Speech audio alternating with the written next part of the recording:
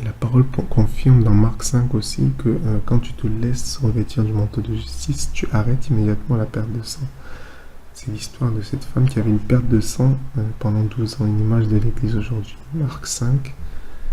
Or, il y avait une femme atteinte d'une perte de sang depuis 12 ans. Verset 26, elle avait beaucoup souffert entre les mains de plusieurs médecins. Elle avait dépensé tout ce qu'elle possédait, elle n'avait éprouvé aucun soulagement, mais était plutôt allée en s'empirant. Elle avait souffert, elle avait dépensé, mais son état s'était empiré. Dans Luc 8, il nous dit elle avait dépensé sans qu'aucun n'ait pu la guérir. Verset 27 de Marc 5, ayant entendu parler de Jésus. Donc tout change toujours quand on entend parler de Jésus. Elle vint dans la foule, par derrière. Malheureusement, on s'approche toujours de Jésus sournoisement.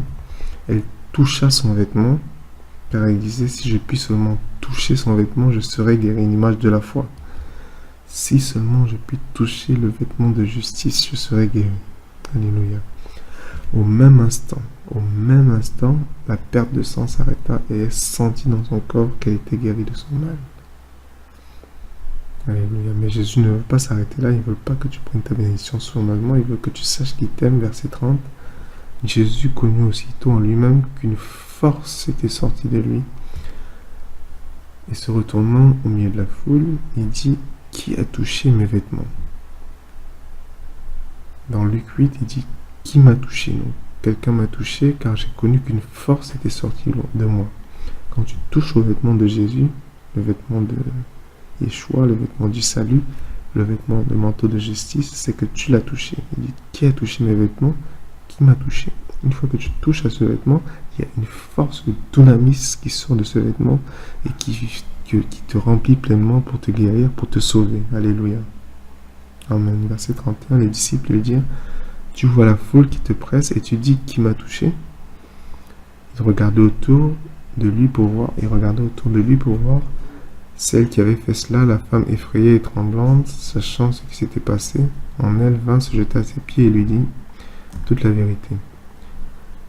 Et dans Matthieu 9, toujours, Jésus se retourna et dit en la voyant, prends courage ma fille, ta foi t'a guérie.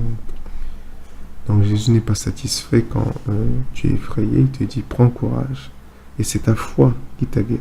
Ta foi dans le manteau de justice. De la justice qui vient par la foi. Alléluia.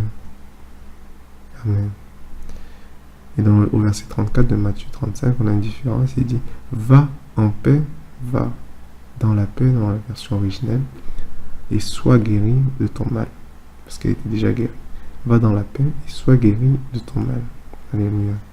Donc rappelle-toi, plusieurs docteurs sont passés par là, le fils est ruiné et sa condition s'est empirée. Si tu es encore dans la justice de soi par les œuvres, et si tu mets ta confiance dans tes efforts, dans tes propres efforts, la parole nous enseigne que non seulement tu perds les effets du sang de l'agneau dans ta vie, mais en plus ta situation va s'empirer continuellement.